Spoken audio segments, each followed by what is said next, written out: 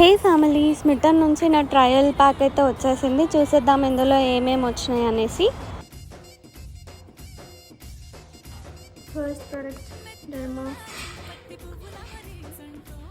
Plum toner,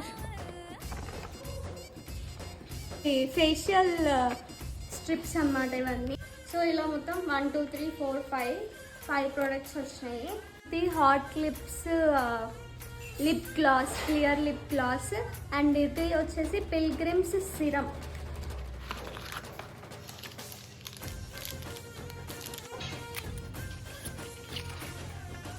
సగమే వచ్చింది friends. ఇది Dermaco cleanser and Plum toner.